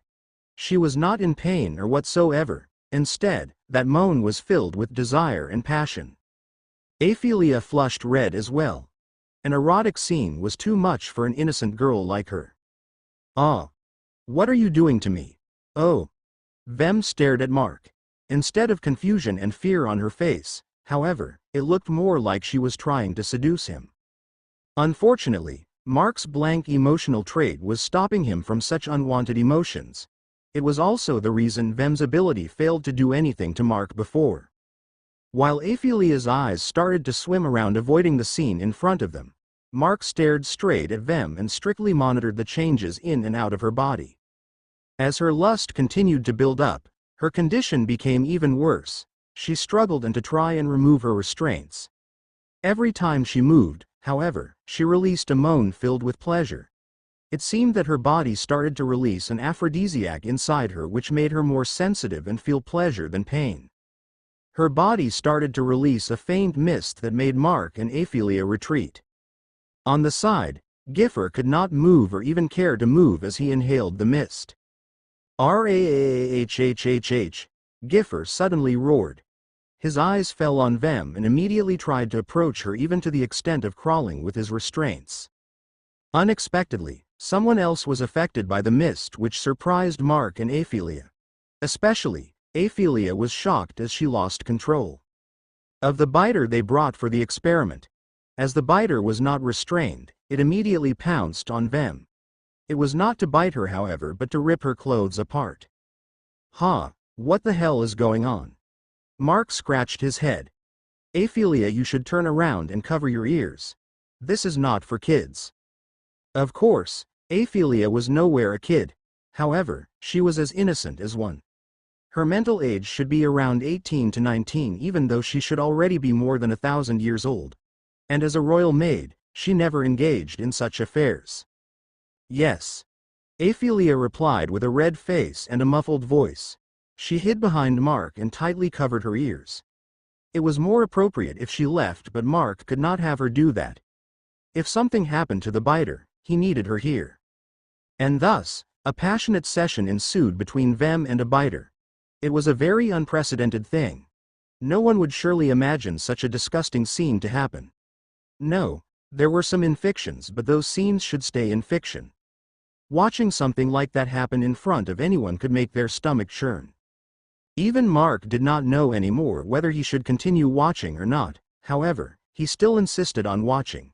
Even though the passionate but disgusting scene was happening, Vem was still in the process of the experiment. Rather than her lust going down from what was happening, it started to rise faster instead. Then, Mark scratched his head. The hell am I supposed to do now? An unexpected event happened. He should have separated Giffer and Vem if he knew that this would happen. Giffer was also affected by Vem's mist but was not able to go to her on time. Because of that, he ended up watching an infected do her in. Vem belonged to him. Yet, Giffer's greed started to rise on its own. Even faster than how Vem was doing. I see. A natural way for their emotions to build up is way faster than manipulating it. Probably, a more desperate situation like what happened with Logan is the fastest. Mark murmured. However, there was still the fact that things were getting out of control.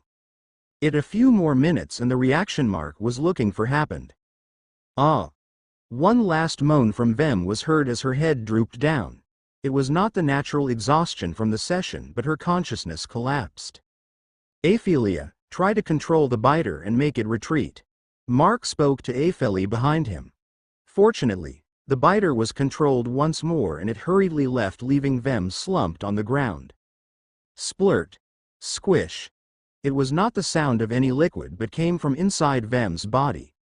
Two short horns grew out of her forehead, her eyes turned red. Her tongue became similar to a snake's and sharp curled claws replaced her nails. Aside from those non-human traits, her complexion became whiter and her body grew more attractive. Her hair started to sway under the moonlight. Parts of body like her wrist and shoulders grew blue-colored armor seemingly made of bones. Unfortunately, none of those armors tried to cover parts that were needed to be covered. Bam! Her increase in strength enabled her to break free from her restraints and stood up sluggishly. So, that's how it is. Mark got the conclusion he wanted. Vem was no more. The one in front of him was a failed mutator. And Mark did not like the look she was giving him. There was no hostility or killing intent at all, but it was giving him goosebumps. Licking her lips, the mutated Vem lunged at Mark. Facing the lunge, however, Mark stretched his palm forward while covered in black smoke. The smoke turned into a ball that Mark pressed into the head of Vem after he dodged. R-A-H-H-H. Vem held her head in pain as she raised a grimaced roar. It was before she fell on the ground unconscious. Mark had no time to deal with her or think of any use for her. He needed to deal with the other one first. Shortly after Vem mutated, Giffer started. He transformed into his snake man form once more. However, it took a different turn from Logan and Vem, who retained their human forms. Giffer's legs were torn from his body as a new lower body grew in its place. A large slithering snake tail replaced his legs. Looking at it, it was about 4 meters in length. Unexpectedly, the skin on his hands and armpits broke down before an almost clear film grew on those, making his arms and hand webbed. Furthermore, his tongue changed from a snake's into something similar to a frog's.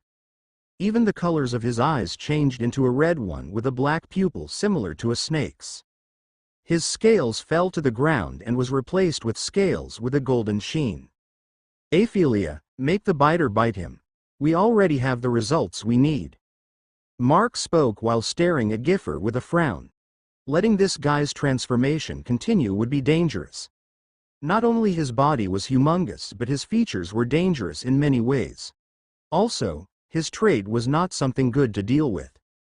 As he was in the midst of his transformation, Giffer was defenseless. It also came with the fact that Mark was interfering with his mental state. Chomp! The biter bit Giffer successfully. There, his transformation took an even more eerie turn. New pairs of legs burst out of his lower body, but it grew in the midsection of the tail that grew before. His arms grew large that his knuckles touched the floor. Lastly, his head distorted into a shape that looked like a fusion of a snake and a frog's. Nevertheless, Mark knew that the guy turned into a mutated infected successfully. It was because of the new consciousness inside him collapsing into nothingness. Aphelia, control him before he goes on a rampage. Yes. Aphelia immediately complied with Mark's instruction. However, with a swing of its tail, the infected Giffer smashed the biter that bit him into meat paste. Then, while Giffer roared repeatedly, Aphelia turned her head towards Mark with a very troubled expression. "What is wrong?" Mark asked. It seemed that Aphelia was having a hard time and Giffer was still not under control. Master. Can you distract it for a bit?" Aphelia replied. "Is it resisting?" "Yes. I think. We got an alpha here. Even more powerful than the previous one." Hearing that, Mark's eyes brightened. Who would have thought that Giffer would become an alpha? It was an unexpected harvest. Without any further ado, Mark charged forwards to distract Giffer. That night, the whole barangay was disturbed. Especially the infected and the two groups staying in the university campus. It was because, in the short distance, the high school building was being demolished. Day 59 to 8:10 a.m., Medicine Faculty, University of Perpetual Help System Delta, Las Pia plus or minus as campus, Alabang Zapote Road, Barangay Pamplona Trace, Las Pia plus or minus as Metro Manila. A new day. Another weekday, which meant that any school should be bustling with activities. Even though it was already the apocalypse, it was one of the few things that did not change. The difference, however, it was the infected replaced the humans instead. While preparing, Mark looked out of the window from the second floor. The university was in a situation worse than before. There was already a whole lot of infected here inside the university, but the battle between the enemy group and the process of capturing Giffer last night called over, probably, all the infected in the area. Many mutated infected with the ability to jump leapt over the walls into the campus. Meanwhile, those with enough strength destroyed parts of the walls of the university to get in. Those that destroyed the walls around caused even more infected to swarm the place. It was not that surprising considering the commotion that happened yesterday. So much for containing the infected inside the school field. Mark sighed. While Aphelia stayed inside the vehicle in the parking area yesterday, she was not idling away. Mark tasked her to manage the infected in the school field and make sure that they would not go out of control. It was not that hard to do so for Aphelia. All she needed to do was to find the leader type infected in the horde and control it. The one that she needed to find was a mutated infected at the precise center of the horde. That was how the infected behaved during times they were idle. Unexpectedly, what she found was a little boy that latched onto the head of another bigger infected. No wonder the infected here were kept in captivity. Their leader was not that active. It was in the dormant state all this time, which caused the other infected to idle around unless something nearby distracted them. Even if Aphelia controlled the leader type, the commands she could make to the infected that were not under her control were limited. She could not prevent them from attacking people and the like. However, there was one command that the leader types could transmit to the other infected with the same effect. The infected under the command of the leader type rarely acted towards the personal prey of their leader. With Aphelia marking the area as the leader type's hunting ground, the activity of the other infected was limited. Now, however, the invasion of the other infected broke this rule. Each large horde had its leaders. To contain this large number of infected, Aphelia needed to control the leaders of each horde. Unfortunately, she would not be able to do that. The number of infected she could control was limited. Furthermore, what determined how many infected she could control was not the quantity but the quality of the infected. Currently, she could control 30 normal infected. Each of those infected could be regarded as slots. A normal mutated infected would take 2 slots. A level 2 mutation could take 3 to 5 slots and a leader type would usually take 4 to 6. The alpha from before took only 6, but Giffer right now he was taking the whole 9 slots for his own. Because of that, Aphelia had to let go of some of the infected she was controlling, leaving only the leader type, Child, and its mutated ride, Logan and Giffer. Aphelia had herself full with just the 4 of them. "You okay, Aphelia?" Mark asked the little sylph that was not able to get proper sleep last night. Her face was red and she was fidgety all this while. Master, I'm fine. I guess. Here, relax a bit and take those filthy things in your mind." Mark smiled bitterly as he let her land on his palm and caressed her head. "Gurgur, why is she like that?" May asked curiously. Not only her but everyone here was quite curious. "Don't mind her. Just some of her innocence was taken away last night." Mark answered jokingly as his eyes fell on the captured Vem that was now wearing a uniform of this school. As there was no way to contain her for now, Mark left her unconscious using various methods. If he let her wake up he would not be affected, but Edzel's chastity would surely be in the line. "Everyone ready?" Mark asked, in which everyone nodded. Everyone rushed out of the faculty. Mark's group entered the vehicle while Annalyn and Terrence made their way back to their group. Nevertheless, the sight of the gigantic monster beside the vehicle made the two not help it to look back. The two did not know where it came from or how they managed to tame it, but knowing how strong this group was, the two would do everything to convince everyone to grab their ticket out of this forsaken place. ****. We're going to come back for them, right?" Colleen asked while watching her friend running away on the roof of the walkway.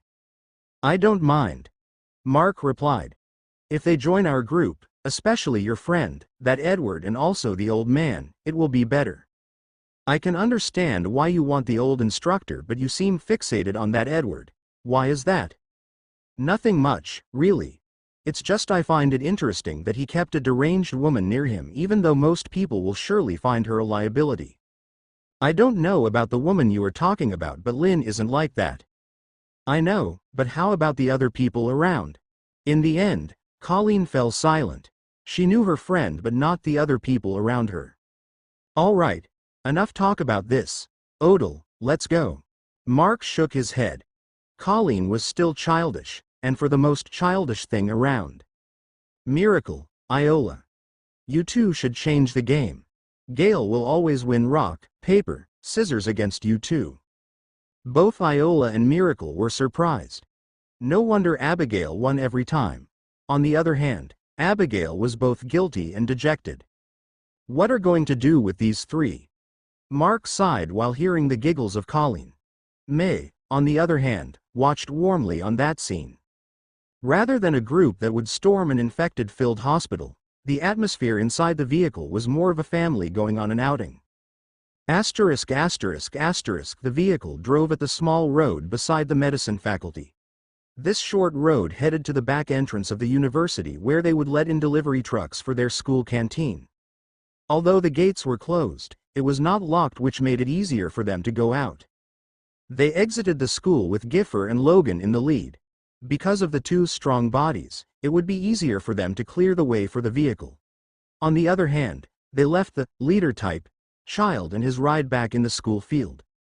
Making the two leave with them would surely end up in a catastrophe after the infected horde in the school field lost their leader. Driving in the streets beside the school, things got slow. There were too many infected. If not for Giffer and Logan, it would be hard not to get stuck in the middle of all these infected. Their target was the Perpetual Help Medical Center that was only accessible by the main road, the Alabang Zapot Road. Unfortunately, there was no way for a vehicle to get there without going out of the university campus. It was already fortunate that from the exit they took and going to the main road was only a stretch of one straight street. Sure enough, the moment they reached the main road, they were greeted by abandoned heavy traffic. Bam! Bam! Loud sounds were heard as Giffer and Logan pushed the abandoned vehicles aside. As infected, their control over their bodies was not that precise. Making them work silently was not plausible. It did not take too long and they reached the compound of the medical center. The compound occupied the area of 8,160 square meters. It was a compound filled with several buildings of various sizes, which included several hospital buildings and even commercial areas. Mark's group drove into the main alley where ambulances were parked and the emergency room could be easily accessed. It was brimming with infected. As the vehicle stopped in front of the main doors of the medical center, the door slid open with several people coming out. There was Mark, Abigail, Miracle, and unexpectedly, Colleen. Wielding flam, Mark charged forwards with a sword enveloped in flames. FWOOM. Mark swung the sword, leaving a trail of flames in its trajectory. He was aiming for the mutated infected that seemed to be more dangerous than the others. This was a hospital. Stranger kinds of infected would surely exist in this place. On the other hand, Abigail and Miracle started their rampage in other areas. The little cat girl transformed and rushed midair as if she was running in the air. Every time she landed, a head would either crack or bend in an unsightly direction. Miracle to the side morphed as tentacles grew out of her body to strangle and pierce the infected around her through their eyes or mouth. Every time blood of the infected would splatter on her tentacles, however, she had an unsightly face as if she had eaten rotten food. Lastly, Colleen. No, it's Carla. Carla had not been out all this time and was itching to sharpen her claws. The number of infected just outside the hospital made her unable to hold back. Inside the vehicle, May, Iola, and the others were not idling. At the sniper dome, May took care of the agility types and predator types, lurking around the place preventing accidents and sneak attacks, especially on the two little girls outside. Spera and Edsel took care of the normal infected trying to swarm the vehicle. Iola kept her barrier up in case things would go awry. Infected flew up and rained down as Amihan used her powers to control the wind. At the entrance of the alley, Aphelia commanded Giffer and Logan to block off the alley, preventing more infected to swarm in. This battle took quite a while. It was because the infected from inside the hospital buildings also came shambling out either through the entrances or even from the windows of the upper floors. Although many of them fell to their deaths, there were still quite a lot that survived with only broken bones. Even if they were not able to walk or run anymore after the fall, they would still crawl forward as fast as they could.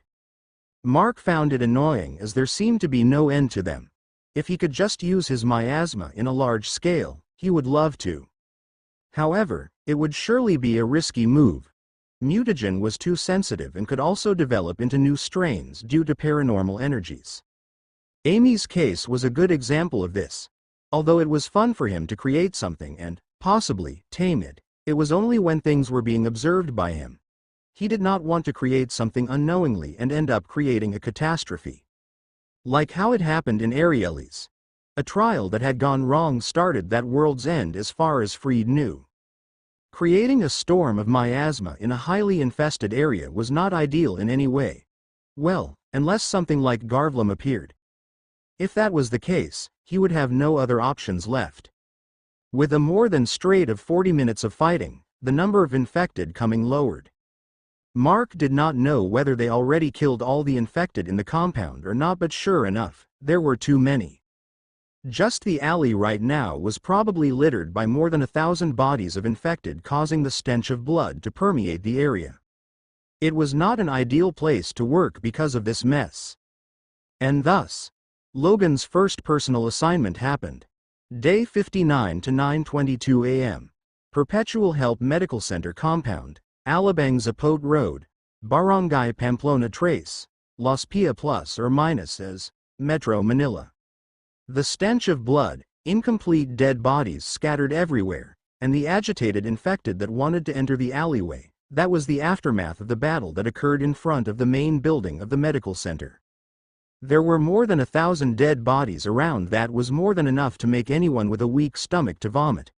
However, this number was already low for a hospital in the middle of the city. A lot of the infected wore hospital gowns, indicating that they were just poor patients unable to survive due to their weakness. There were also those wearing hospital staff uniforms, but their number was way lesser than the anticipated quantity of staff in a large hospital compound like this. Mark raised his sight while inspecting the building in front of him.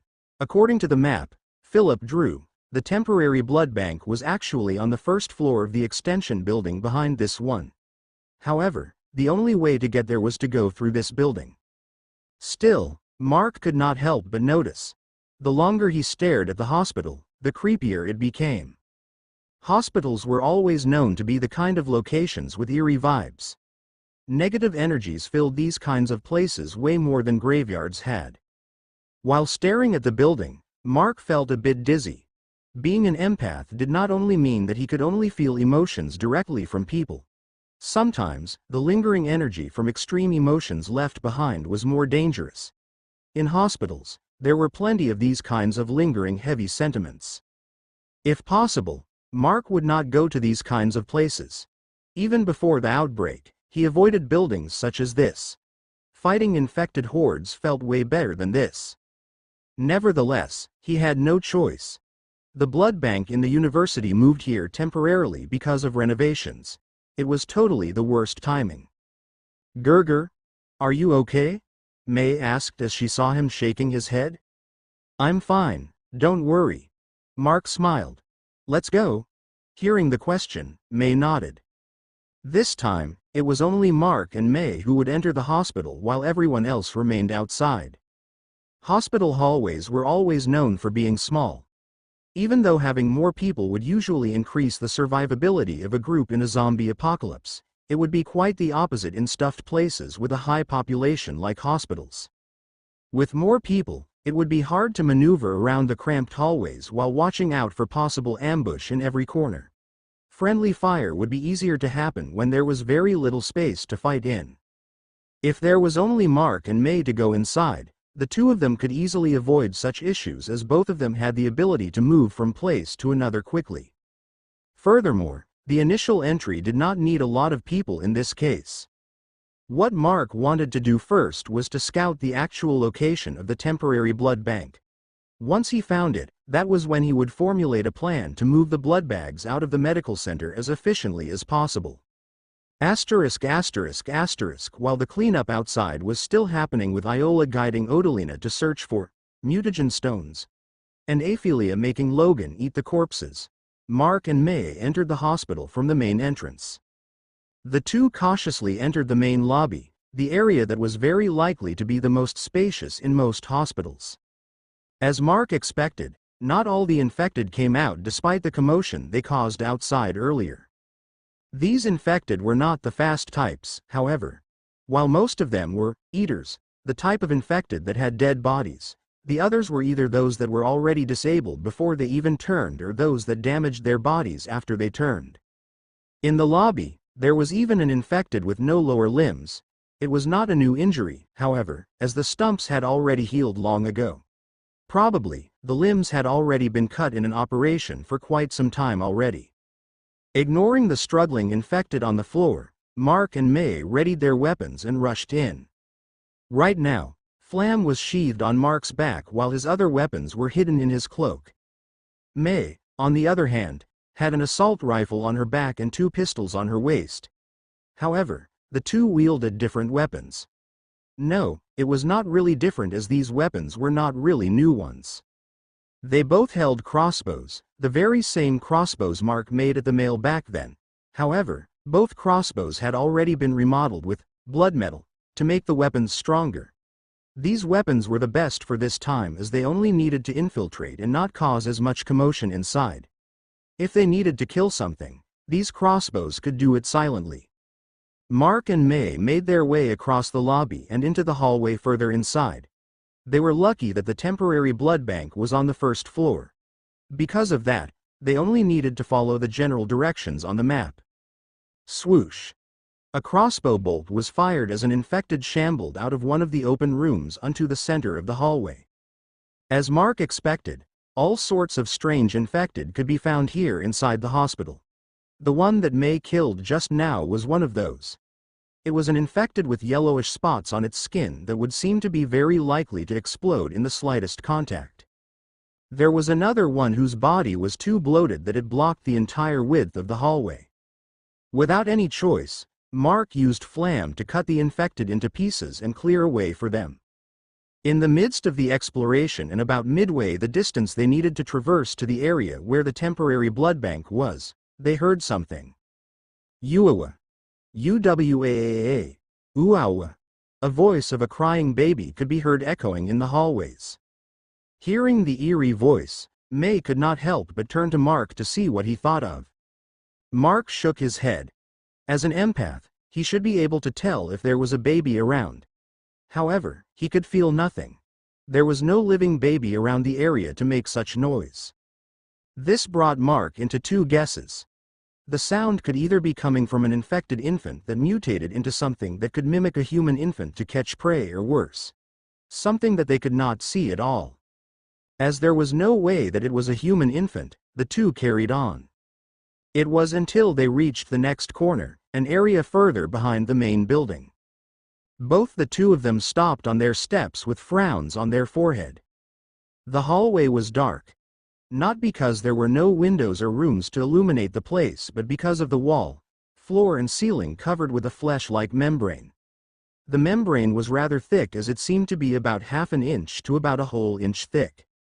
Who would have thought that the unassuming medical center outside was actually a possible infected nest hiding from the eyes of everyone?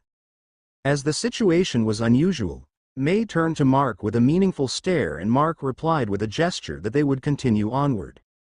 Mark then took out the photokinesis mental crystal and created a ball of light in front of them to illuminate the darkened way forward. Squish! Squish!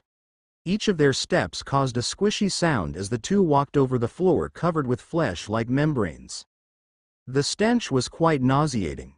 Because of the membrane covering all the possible exits and entrances in this area, the air was stagnant and the smell of rotting flesh permeated the hallways. The smell became worse as they went further in.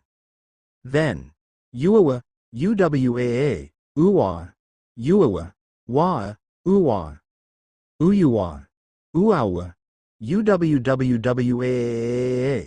A chorus of many infants echoed across the hallway. It was a very chilling experience, and May could not help but move closer to Mark. Like before, Mark decided to ignore the cries and continued forward. Now, however, May was clinging to his arm. There was another strange thing. Since they entered this area, they did not encounter any infected along the way. Normally, an infected nest would be brimming with a large number of infected, and they would not leave the nest unless under some special circumstances. Before the next corner, Mark stopped and looked at a sign which seemed to be a directory of the hospital. Of course, the location of the temporary blood bank was not in it, but he found out that they were still quite a distance away. At the next corner, Uawa. They heard another voice of an infant.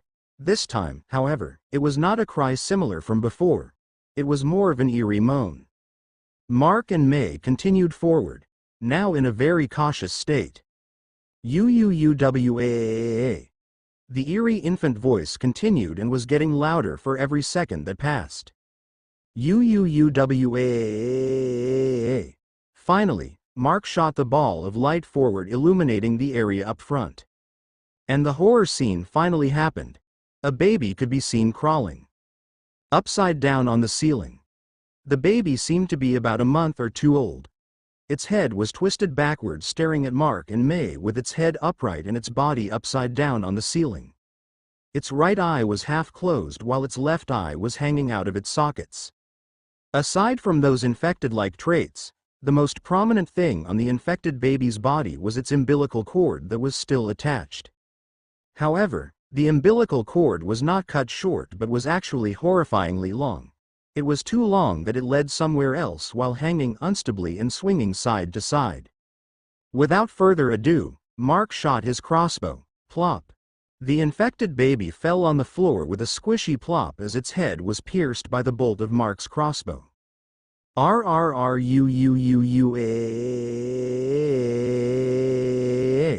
Mark and May flinched as a deafening screech of a woman echoed across the closed-off hallways. UWWWA. UWWWUAA. UWWAA.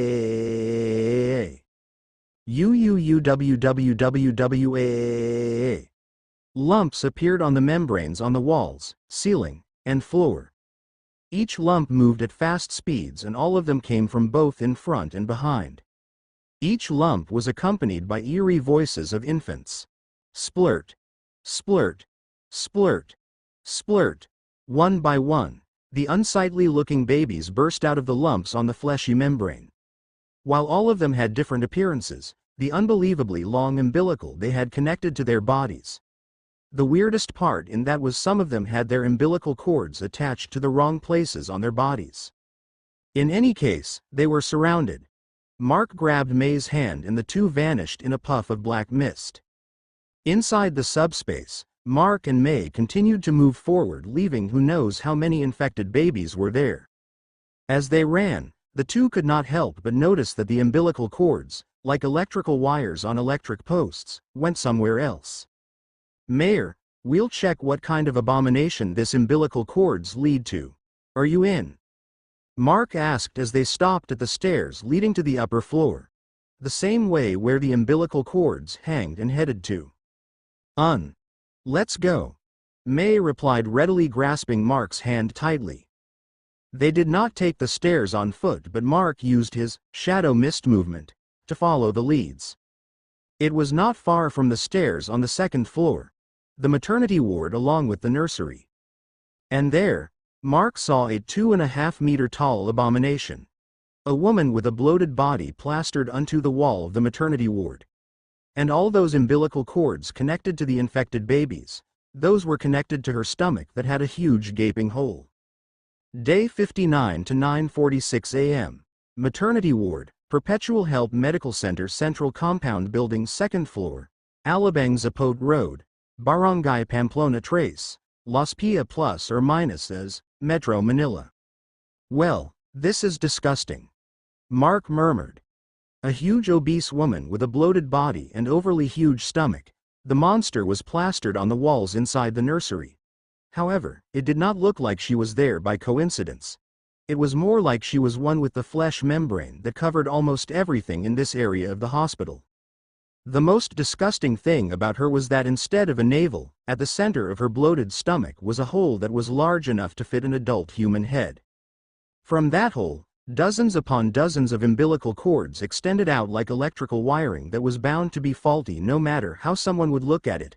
On the floor, on the walls, and even on the ceiling, these umbilical cords stretched out while sticking on the flesh membrane without problems. At the end of each birth cord, there was an infant attached to it. The little critters roamed the building like ants working for their queen. As the umbilical cords were going almost everywhere, Mark immediately made the ball of light that was lighting the way to scatter and illuminate the place darkened by the flesh membrane covering anything that could let light enter from outside. At the same using the photokinesis mental crystal. Once more, he used optical camouflage to hide. Of course, as it was a psychic ability, there was also the chance of them to get noticed. That was why Mark scattered the light sources at the same time. It was not only to lure the infected babies near the light but also scattered some psychic energy around to confuse the infected to some extent. Mark and May neared the already broken glass windows of the nursery to get a closer look. As they neared, the earthy and bloody stench intensified. While enduring the disgusting smell, they realized that the woman seemed to be in a dormant state. Yes, the woman inside was dormant to the point of not moving at all. It was even though they heard a roaring screech just earlier after Mark killed the infected baby crawling on the ceiling. With its body stuck onto the wall by the flesh membrane, its arms stretched out wide covered by oozing flesh and her legs that was nowhere to be seen due to her bulging stomach, the only thing she would be able to do was moving her head. Yet, the head just hung low as if she was staring at her stomach with her barely opened eyes. With Mark's observation and using the measurement about the infected in Arielles as a reference, he could assume that the mutation of this infected should be around a level 3 to level 5. Furthermore, looking at it made Mark remember the pregnant infected he encountered at Barangay Daraitan before. Although there were differences in the mutation, there were also some resemblances. First, both infected were pregnant women. Another was that both infected took the path of a mutated that was either fused or connected with the babies inside their womb. However, It seemed that not only they differ in their branch of mutation but also took different turns in terms of utilizing the babies inside them. Furthermore, the one in front of Mark and May currently was not only a higher level mutation but there was more to it. It was then they heard some movements from behind. Mark and May turned their heads, just to see a couple of infected babies dragging another infant on the flesh-covered floor. Seeing the baby being dragged by the others, that baby could not be any more familiar to the two. The dangling eyes, the twisted neck, and the small hole on its forehead bleeding profusely. There was no doubt that it was the same baby Mark shot with his crossbow. This time, however, not only it was dead, but it seemed that its umbilical cord was torn off from its belly as its navel was left with nothing but a wound bleeding profusely. Not being able to see Mark and May, the babies passed in front of them, crawled onto the wall and climbed into the broken window of the nursery. As the babies dragged their umbilical cords around, Mark and May were careful not to get tangled on the umbilical cords as the babies passed by. Mark watched the scene with interest. After encountering who knows how many infected since the start of the apocalypse, this was the very first time he witnessed such a scene. Normally, the infected would not care about the dead bodies of their kind and would most often end up cannibalizing the dead bodies after the biters grew too hungry and were not able to find food. This scene, however, the other infected babies were bringing their dead comrade back for an unknown reason. Finally, for the first time, the infected woman raised her head looking at the babies in front of her. Mark and May then saw a stomach-churning scene. As the babies retreated backward leaving the dead infected baby in front of the woman's bulging belly started to pulsate. The gaping hole then started to move. From the gaping hole, the bulging stomach started to tear apart. Like a flower in spring, the stomach opened wide. A large flower made of oozing flesh and disgusting matter. The moment it opened, smelly water burst forth from her stomach revealing layers upon layers of fetal sacs inside. Inside each transparent sacs, a fetus could be seen. Unlike a normal human fetus, however, in each fetus, deformities could be seen. Some had overly large heads while others were missing limbs. Although it could be said that fetuses were still in developmental growth, those irregularities were already apparent. From the rows and columns of fetuses, there were odd spaces in several places and from each of that space, an umbilical cord could be seen attached in her mutated organs inside.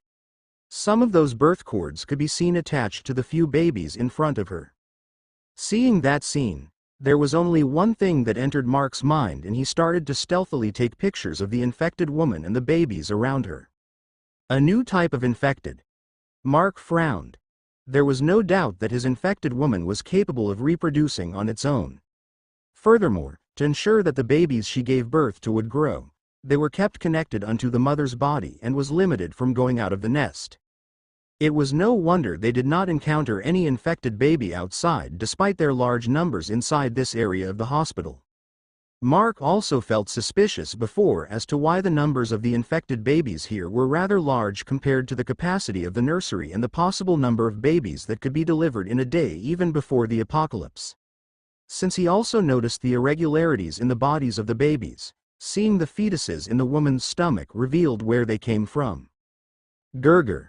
May voiced silently as grasped his hand tighter. Sensing her anxiousness, Mark let go of her hand and instead, put his hand around her waist to pull her closer. Since what happened to her in that mall cinema, she had difficulty with topics regarding human reproduction and sexual intercourse. It was not that she had a problem with the topic personally, but it was more of a repulsive reflex that came from her subconscious. Although she was better now, she was still far from fully recovering. It seemed that the scene in front of her triggered such a reaction. While Mark tried to soothe May as much as possible, the scene inside the nursery continued. Several flesh tentacles that looked no different from the umbilical cords moved towards the dead baby. The tentacles wrapped around the dead baby and lifted it, moving it closer into the woman's stomach. After the dead baby was already inside, the stomach slowly closed once more, just leaving the gaping hole and the umbilical cords that stretched out of it. Nevertheless, the babies outside never left and the woman did not go back to its dormant state. A few seconds later, ROAA HHHH, a deafening screech was heard from the infected woman. Rather than a normal threatening roar, it was a yell filled with anger, grief, and sadness. Her stomach pulsated once more, the gaping hole opened slightly. Puh! Something was ejected from the hole in a rather violent manner. As the figure landed in front of the other babies with a thud, the thing was revealed to be the same dead baby. From there, the ritual continued as the babies that remained to wait approached the dead one. They moved their faces towards it and chomp. They started eating the soft flesh of the dead infant. As the infants had no teeth at all, it looked more like they nibbled on the flesh with their gums until the flesh was soft enough to tear off before swallowing the torn flesh whole. Let's go. Mark decided to leave. There was nothing else to see here. Furthermore, May was not doing well already. Are we not going to kill them? May asked, knowing that leaving these creatures alone could cause a catastrophe in the future. Later.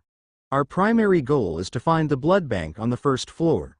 Also, if we started to fight here, who knows what will happen? We are in its territory, it won't do us any good if the building collapsed. We'll try to deal with this nest after getting what we need. That time, it will not be a problem even if we destroy the whole compound. With those words, Mark created a bigger ball of light before launching it towards the opposite side of the hall. Seeing the bigger light source, the babies roaming the area started to rush over to defend the place if needed. As the commotion caused by the light was rather large, even the babies on the other floors stormed the area.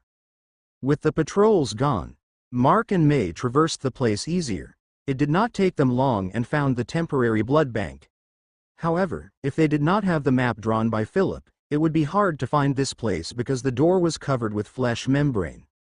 Mark had to cut away the membrane, revealing the door of the freezer. Despite being temporary, the place seemed to be made as a freezer for future purposes than just storing blood bags. The blood bank door was tightly shut. Still, Mark only needed Flam to slowly pry the door open by melting the locks of the door. Soon enough, the rows upon rows of blood bank freezers were in plain sight. Because it was not the fixed place to store these blood bags, the brands and designs of the freezers were not consistent. Nevertheless, the freezers only needed to store the blood bags until they finished the renovations at the real blood bank. Of course, that would never happen anymore. Mark and May checked the contents of some of the freezers. Sure enough, the blood stored was already stale, but in the least, it was kept in a good condition.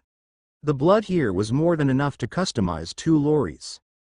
After all, they also needed a vehicle for the new addition to their group. If possible, something to transport Chaflar to. Even if the dragon could just run and fly, it would be better if it could conserve its energy for times it was needed the most. While exploring the blood bank, they stumbled upon something at the furthest area from the door. Seeing it, Mark frowned. Several freezers were broken and pushed down onto the floor. Dry blood spilled the floor as the blood bags were torn open. Oddly enough, there was fresh blood scattered at the corner of the blood bank where the freezers were destroyed. As it was too odd, Mark stepped forward to investigate. That was when his sense of danger kicked in, making him retreat immediately. The moment he retreated, the place where he stood before was attacked by several tentacles made of red liquid.